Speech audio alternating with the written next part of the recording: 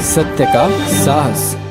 राज्यात सध्या राजकीय चिखलफेक आणि आरोपांच्या फेरी झाडल्या जात आहेत। काँग्रेस विधिमंडळ नेते विजय वडेट्टीवार यांनी आज सरकारवर सडकून टीका केली आहे। शेतकरी कर्जमाफी केवळ बनवाबनवी असून जोपर्यंत 7/12 कोरा होत नाही तोपर्यंत शेतकऱ्यांचे कल्याण होणार नाही, असा थेट प्रहार वडेट्टीवार यांनी केला आहे। नागपुरात प्रसार माध्यमांशी बोलताना विजय वडेट्टीवार यांनी सरकारवर प्रश्नांची सरबत्ती केली। कर्जमाफीच्या नावाखाली सरकार शेतकऱ्यांची दिशाभूल करत असल्याचा आरोप त्यांनी केला। सध्याच्या योजनेमुळे शेतकऱ्यांचे पूर्ण कर्ज माफ होणार नाही, परिणामी त्यांना नवीन कर्ज मिळण्यात अडचणी येतील। पीक विमा योजनेतून केवळ कंपन्या गब्बर होत असून बळीराजा मात्र मदतीपासून वंचित आहे। महाराष्ट्रात सध्या नैतिकतेचा ऱ्हास झाला असून सत्ताधारी गोटात मोठी अस्वस्थता असल्याचा दावा त्यांनी केला। मुख्यमंत्री आणि त्यांचे मंत्री सध्या सत्तेत असूनही अस्वस्थ असल्याचे ते म्हणाले। केवळ शेतीच नाही तर मुंबई महानगरपालिकेतील निधी वाटपावरूनही वडेट्टीवार यांनी सरकारला धारेवर धरले। विरोधकांच्या नगरसेवकांना निधी नाकारून सरकार लोकशाहीची पायमल्ली करत असल्याचा आरोप त्यांनी केला आहे। तसेच महिला शोषणाच्या मुद्द्यावरून त्यांनी सत्ताधाऱ्यांना खडेबोल सुनावले। लव जिहादच्या मुद्द्यावर फाशीची मागणी करणारे नेते आता महिलांच्या शोषणावर गप्प का, असा बोचरा सवाल त्यांनी विचारला आहे। हे बघा, ही फसवी योजना होती 2 लाखापर्यंतच्या कर्जाची, जे काही झोनपर्यंत द्यायचं ठरलं। हा बोजा कायम राहणार आहे। 2 लाखापर्यंत कर्ज, उर्वरित कर्ज शेतकऱ्यांनी भरायचं आहे। शेतकऱ्यांनी शेती विकून ते कर्ज भरल्यावर 2 लाख त्याच्या खात्यात जमा होतील। ही शुद्ध ही अशी ही बनवाबनवी हे सरकार शेतकऱ्यांच्या सोबत करत आहे।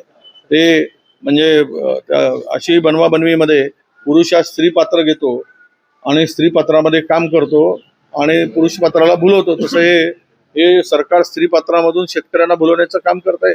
अशी बनवाबनवी चालली आहे। मुळात त्याचा काहीच फायदा होणार नाहीये आणि आज उद्या जर बोजा कायम राहिला तर पुढचं पीक कर्ज मिळणार नाही। म्हणजे शेतकरी शेती कशी करेल? त्याच्या शेतात त्याला जर ते कर्ज मिळणार नसेल तर नाही। आमची मागणी काय, आता पीक विम्याचा फायदा 1 रुपया म्हणून छाती ठोकून घेतली, ऊर बदलून घेतला, त्याचा शेतकऱ्यांना काय फायदा झाला?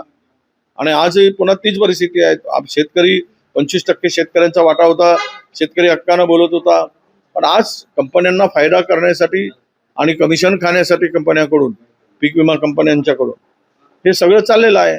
म्हणून आमची मागणी हीच आहे की तुम्हाला 7/12 कोरा करायचा असेल तर तो मार्चच्या पर्यंतचा पूर्ण 7/12 कोरा करा, त्याच्यावर असलेलं पूर्ण कर्ज काढून टाका, तर शेतकरी त्यामधून दिलासा मिळेल आणि शेतकऱ्याला त्याचा फायदा होईल आणि नवीन कर्ज पण मिळेल।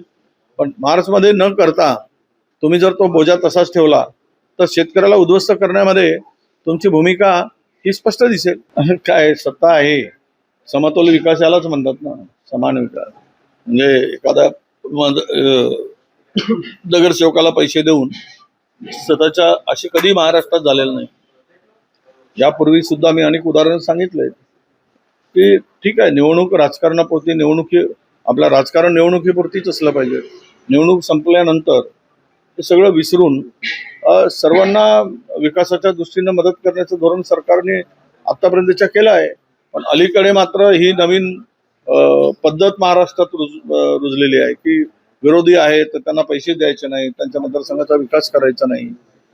हे काही योग्य आहे हे जनता ठरवेल, पण मला वाटतं यामध्ये ही अशी काही दुजाभावाची जी काही भूमिका सरकारची आहे, ह्याच संदर्भात यांना काही फार काही गुण मिळतील असं म्हणून घ्यायची काही गरज नाही।